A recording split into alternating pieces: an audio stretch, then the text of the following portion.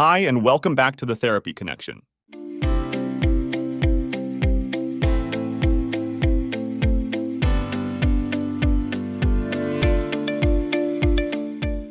I'm here in this video to provide you with a comprehensive understanding of triggers, what they are, how they develop, what exacerbates them, and the fundamental principles behind conquering them. Now, let's embark on our exploration of triggers. David had recently returned from his military deployment in a war-torn country. He had witnessed and experienced traumatic events that left deep emotional scars. One night, as he tried to sleep, a sudden, loud noise from a passing car outside his apartment triggered a vivid and distressing flashback. In an instant, he was transported back to the combat zone, reliving the terrifying moments he had tried so hard to forget. His heart pounded, and he was drenched in sweat. Trembling, he struggled to distinguish between the past and the present. It took several minutes for him to regain his composure, but the memory of the flashback continued to haunt him, making it difficult to sleep or feel safe. In psychological terms, this association is referred to as a paired association, or simply a trigger. A trigger is something that reminds an individual of a previous traumatic or dangerous experience, leading to an intense emotional or physical reaction, such as a panic attack.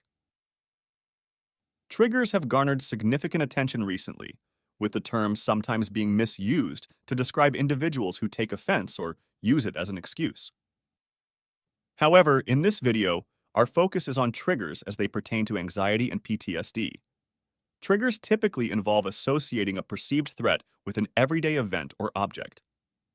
For example, a soldier who has witnessed a backpack being used as an improvised explosive device, IED, in a combat situation may experience anxiety when encountering a backpack on a civilian street. Similarly, someone who has been in an abusive relationship with a partner who smoked may develop stomach aches upon smelling cigarette smoke, even if it is unrelated to their abuser. The common thread in these scenarios is the coupling of a neutral or benign stimulus with a physiological response associated with anxiety or fear. Triggers can also be linked to positive emotions, such as associating the smell of a loved one's perfume with pleasant feelings or a specific food with a happy memory.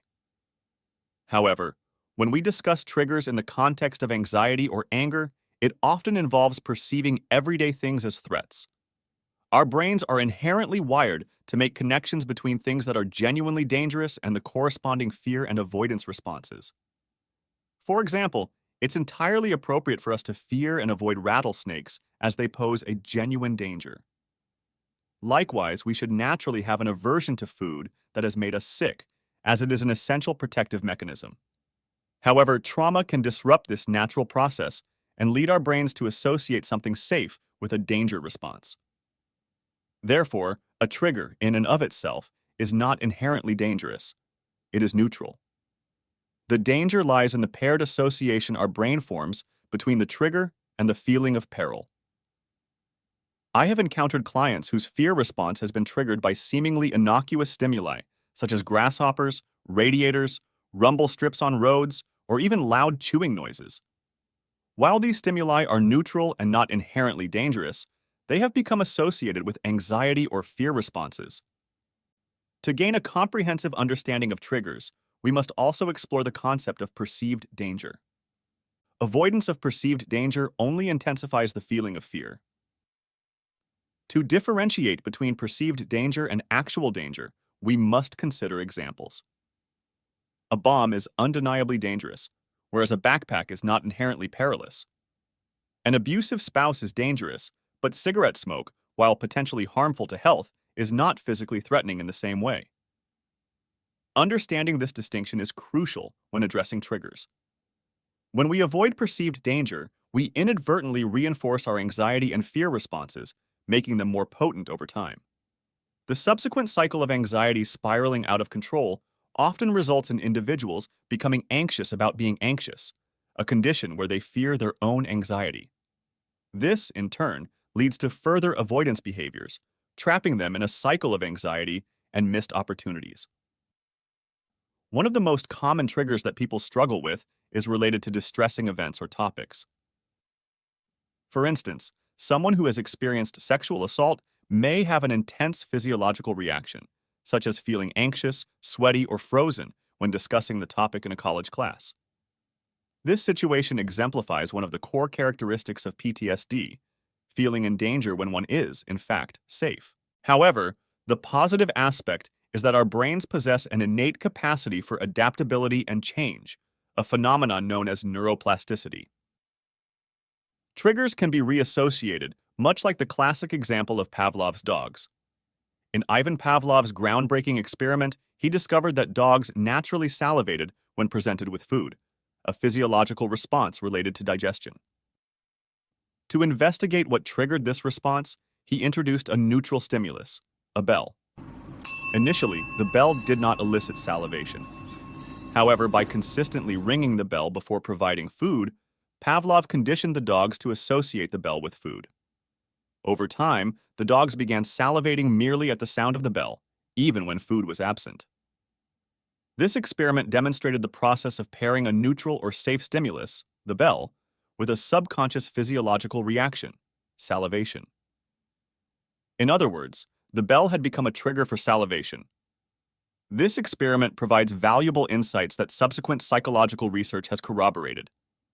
When we confront our triggers in a safe environment and nothing harmful occurs, our brains begin to disassociate the physiological response from the trigger. Just as Pavlov's dogs eventually stopped salivating at the sound of the bell when food was no longer present, individuals can unpair the anxiety response from their triggers through systematic exposure. If it's as simple as that, why does it often feel so challenging to overcome triggers? The answer lies in our innate propensity for avoidance. Avoidance behaviors serve to heighten our fears. When we avoid something we perceive as dangerous and survive the encounter, our brain interprets it as a success. It believes that the only reason we survived was because we avoided that particular situation. Consequently, our brain responds by heightening our anxiety in preparation for future avoidance. This process can escalate to the point where anxiety itself becomes a trigger, a self-perpetuating cycle where individuals become anxious about experiencing anxiety. Numerous avoidance strategies exist, encompassing physical avoidance, substance use, emotional avoidance, indifference, distraction, and even the application of coping mechanisms or expressions of blame and anger. Each of these approaches ultimately serves as a type of avoidance, reinforcing the anxiety response. Consider your own go-to methods for avoiding anxiety. Perhaps you engage in physical avoidance, emotional suppression, or rely on distractions to escape uncomfortable feelings. Understanding your avoidance mechanisms is a crucial step in addressing triggers.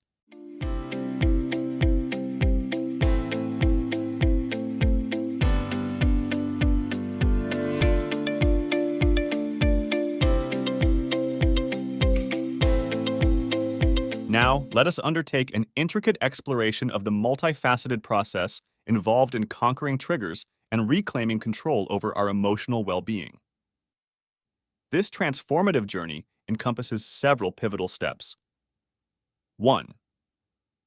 Identification and categorization of triggers. Commence your journey of self-awareness by systematically identifying and meticulously labeling the triggers that wield influence over your life. Compiling a comprehensive catalog of these triggers serves as a potent initial step. 2. Recognition of physical and emotional responses. Cultivate a nuanced understanding of how your body and mind react to each trigger. Heightened awareness of these physiological and emotional responses empowers you to exert greater control over them. 3. Delineation of perceived versus actual danger.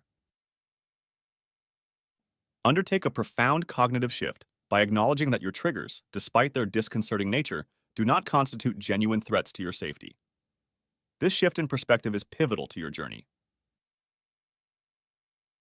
4. Selection of a trigger for gradual confrontation.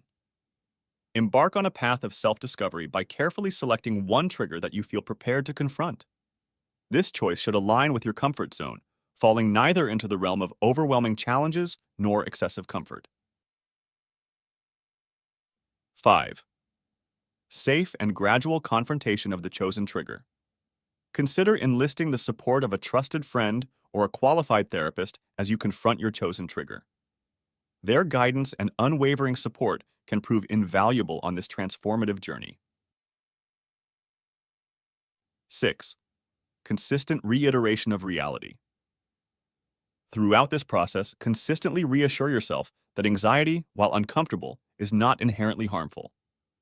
Remind yourself of your innate capacity to navigate these emotions successfully. 7. Incorporation of self-regulation techniques. Infuse relaxation methods, such as deep breathing and safe thinking, into your daily routine. These techniques serve a dual purpose. They aid in the reduction of anxiety while simultaneously fortifying your emotional resilience. Navigating potentially hazardous triggers. Let us now delve into the intricate realm of triggers entangled with potentially dangerous situations, such as the fear of driving following a traumatic car accident. In this context, we introduce the concept of anxiety acceptance, a skill derived from the realms of acceptance and commitment therapy. This skill revolves around recognizing that life inherently carries risks and that experiencing uncomfortable emotions, including anxiety, is an intrinsic facet of the human experience. By embracing and accepting this discomfort and consciously choosing to confront these situations, you can gradually diminish anxiety's grip on your life. If you found this video valuable, consider sharing it with others who might benefit from these insights. Please also check our available course, programs, and publications in the description below. Together, we can help individuals break free from anxiety and embark on a path to positive change. Thank you for watching, and take care.